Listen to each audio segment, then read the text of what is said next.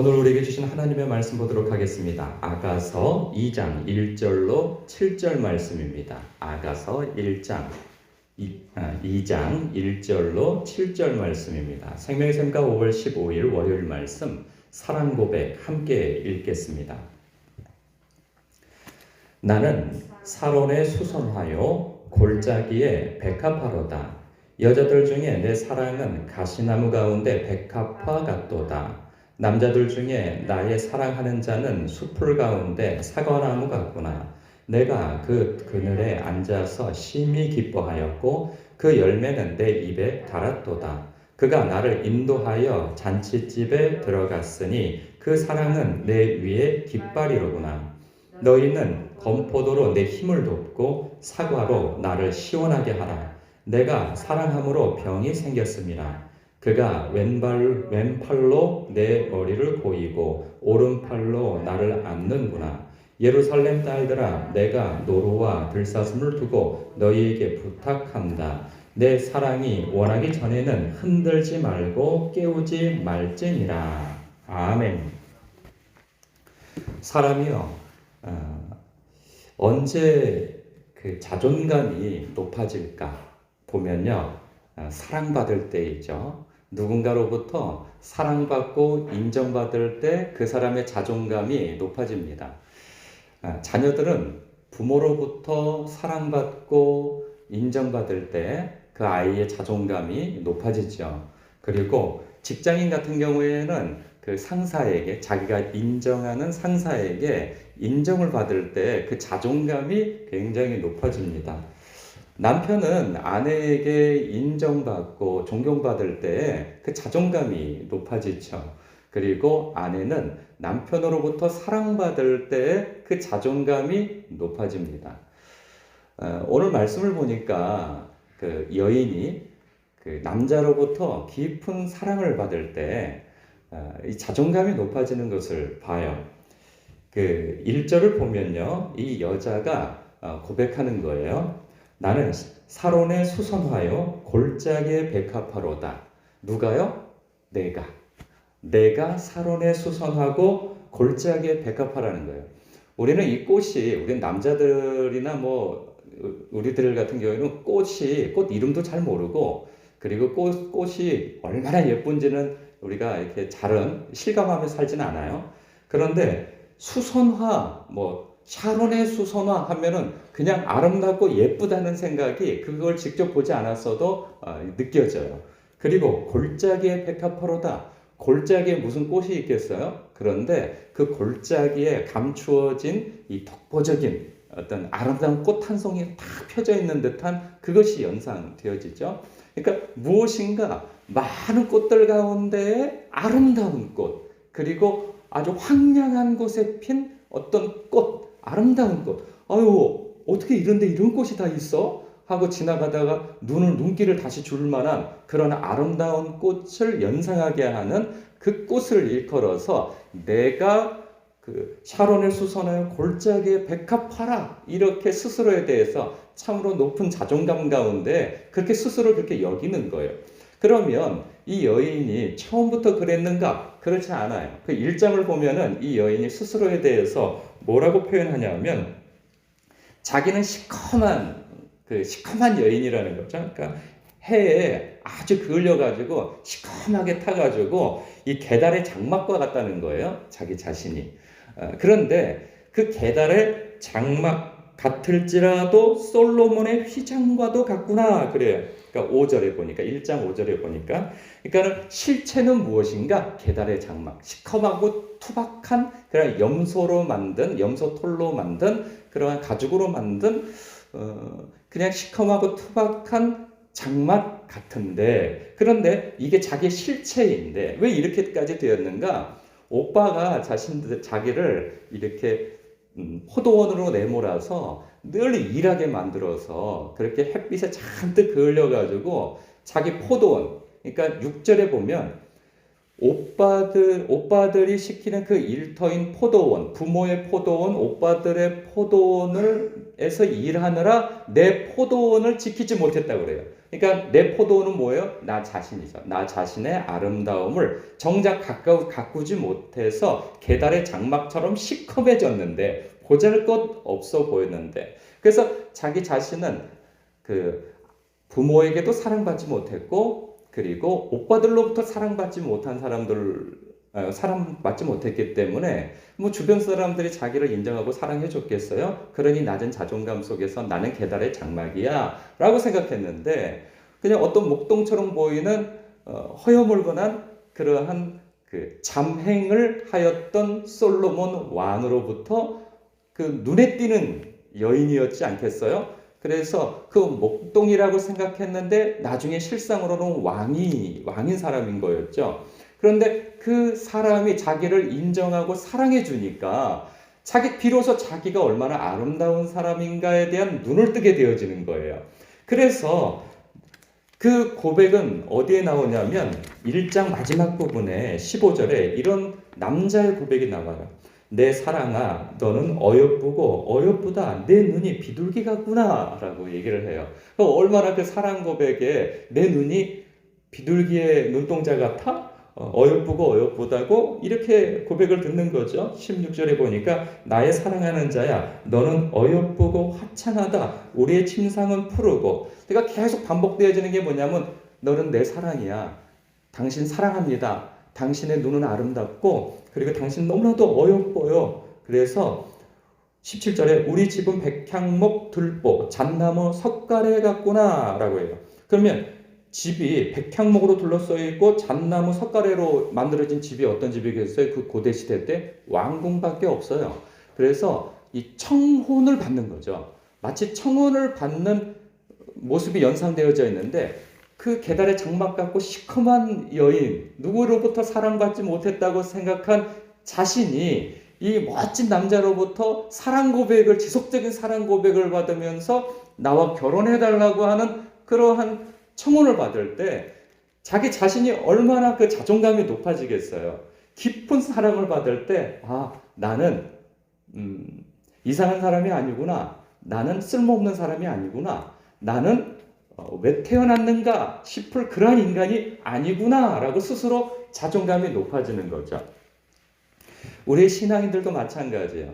하나님으로부터 세상 누가 뭐라고 하더라도 하나님이 날 사랑한다고 하는 그 고백을 듣고 그리고 하나님께서 날 사랑하신다고 하는 그 사랑을 확인하게 되어진다면 우리 믿는 사람들의 자존감은 바로 거기에 있는 거죠. 하나님께서 성경 곳곳에서 우리를 향한 사랑을 고백을 하세요.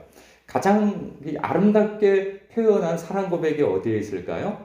그것은 그 스바냐 3장 17절에 그렇게 아름다운 사랑 고백이 없어요.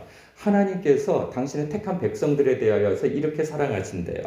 그가 너로 말미암아 기쁨을 이기지 못하시며 너를 잠잠히 사랑하시며 너로 말미암아 기쁨을 이기지 못한다. 이런 말씀을 하세요. 그러니까 이게 연상해 보세요. 얼마나 나를 사랑하기에 호흡이 멎을 정도로 이렇게 사랑한다고 말씀하시냐 말이에요. 잠잠히 기뻐하신다는 거예요. 너로 인하여서 콧노래를 부를 정도로 하나님께서 우리 김준호 성도님을 사랑하신다는 거예요. 그 사랑은 십자가에서 실현되어지죠.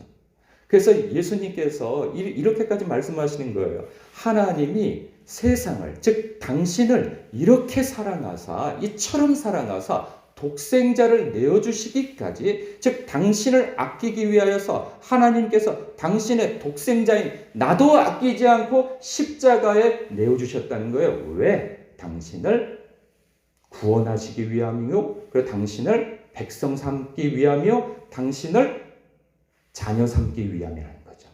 그래서 그렇게 사랑하고 아끼기 위하여서 독생자도 아끼지 아니할 만큼 당신을 사랑한다고 주님께서 고백하고 있어요. 그 하나님의 사랑 고백을 여러분 받으시렵니까? 아멘이죠. 그 사랑을 받는 사람은 하나님을 사랑하지 않을 수가 없어요. 여러분, 우리는 저는 하나님을 사랑하기로 작정했습니다. 하나님 사랑하겠습니다. 내가 죽기까지 사랑하겠습니다. 의지를 발휘한다고 해서 하나님을 사랑하게 되어지는 게 아니에요.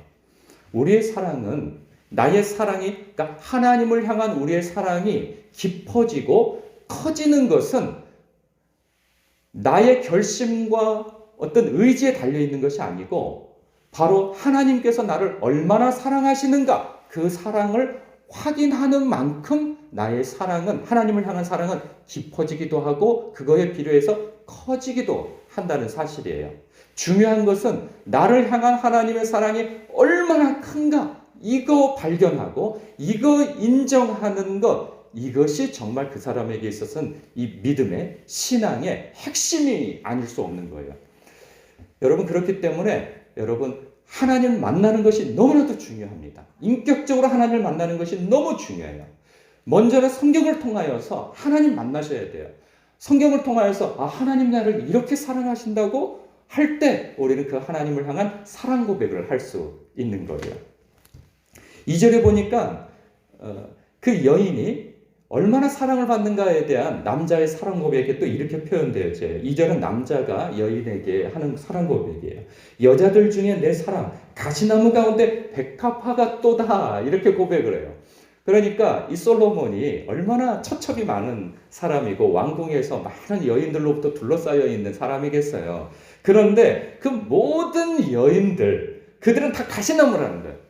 이전에는 그 여인들이 가장 아름답고 세상의 모든 아름다운 여인들이 다 왕궁에 있는 줄 알았는데 그 여인들은 다 이 솔로몬 왕이 가지고 있는 그런 왕이라고 하는 직분 그리고 그가 가지고 있는 권세 그가 가지고 있는 부귀 영화에 마음이 있어서 정략 결혼하여 들어온 여인들이란 말이에요. 그러니 그 여인들의 모습은 아름다울지 모르나 그 중심은 왕에게 있지 않는 거예요.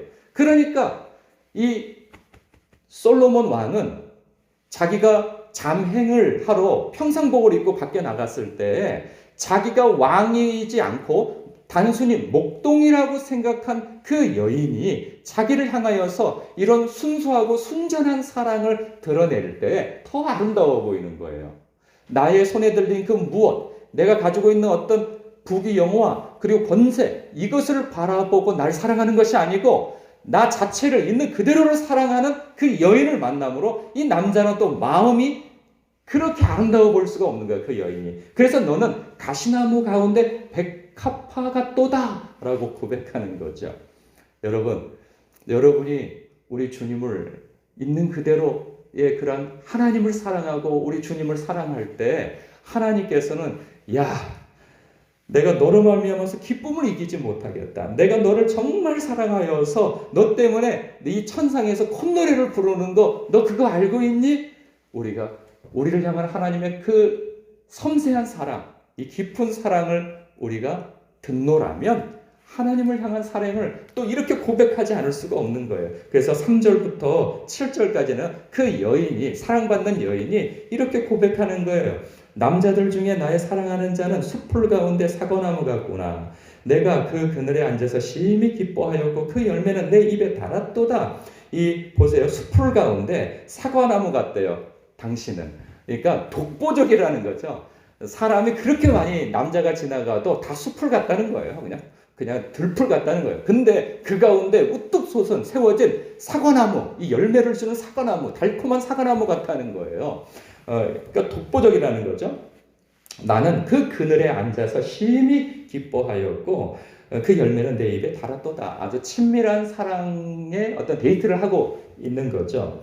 4절 그가 나를 인도하여 잔치집에 들어갔으니 그 사랑은 내 위에 깃발이로구나. 여러분 남자가요 여인을 자신의 집에 초청해 데려가고 그리고 어떤 고귀한 사람들이 모인 잔치집에 즉 파티에 데려갔을 때에는 이 여인에 대한 깊은 사랑과 그리고 이 여인은 내 여인이야 라고 하는 그 분명한 것이 있지 않으면 데려가지 않습니다. 왜? 자랑하고 싶거든요. 남자는 아름다운 여인이 있으면 자랑하고 싶은 게 남자의 마음이에요. 그런데 자기 집에 들어가고 존귀한 사람들이 모인 파티에 들어간다면 이 얼마나 큰 사랑을 받는 거겠어요? 그러니까 그 여인이 남자의 그런 사랑을 받으니까 정말 마음이 이 자존감이 높아져서 그 사랑은 내 위에 깃발이로구나. 힘이 나는 거죠. 굉장한 내 뒤에 나를 사랑하는 그 남자가 버티고 있다고 하는 것에 너무 큰 자존감을 갖게 되어지는 거죠. 그 고백을 하는 거예요. 우리 배우의 날 사랑하시는 하나님이 우리 주님이 함께 하신다고 하는 그 사실 때문에 우리는 어느 곳에 가든지 주눅들지 아니하고 위축되어지지 않을 수 있는 이유가 바로 거기에 있는 것이죠. 5절에 보니까 너희는 건포도로 내 힘을 돋고 사과로 나를 시원하게 하라. 내가 사랑함으로 병이 생겼음이라. 상사병이 난 거죠. 6절 그가 왼팔로 내 머리를 보이고 오른팔로 나를 안는구나. 지금 사랑받고 있음을 고백하고 있어요. 7절 예루살렘 딸들아 내가 노루와 들사슴을 두고 너희에게 부탁한다. 내 사랑이 원하기 전에는 흔들지 말고 깨우지 말지니라. 누구에게도 지금 이 사랑의 시간을 방해받고 싶지 않다는 거예요. 이 말씀을 묵상하면서 그런 생각이 들어요. 오늘 내가 무엇인가 하고 싶은 그런 모든 것들을 뒤로 하고 우리 주님과 만나는 내밀한 친밀한 시간을 좀 갖고 싶다 하는 생각이 들 정도로 이 말씀이 저에게 이런 감동을 주더라고요. 오늘 나에게 주어진 시간 중에 몇 시간을 할애해서 말씀을 통해서 성경을 읽는 것을 통하여서 그 말씀 속에서 주님과 교제해야지, 혹은 정말 누구에게도 방해받지 않는 그러한 장소에서 주님 앞에 치밀한 기도를 해야 되겠다라고 하는 그런 생각이 드는데, 여러분도 오늘 이 말씀 속에서 사랑받는, 내가 이렇게 하나님으로부터 사랑받고 있다면 그 하나님을 향한 여러분의 사랑을 고백하는 시간을 가지시기 바랍니다. 주님과 치밀한 시간을 갖는 시간이 많아질수록 나의 영적인 자존감은 높아지고, 그리고 내 삶은 하나님의 능력이 내 능력되고 하나님의 뜻이 내 뜻되고 하나님의 마음이 내 마음 되어지는 그러한 놀라운 은혜를 누리게 되어질 것입니다. 성도의 힘은 바로 거기에서 나오는 것이죠. 그런 은혜가 여러분들에게 있으시길 축복합니다. 기도하겠습니다.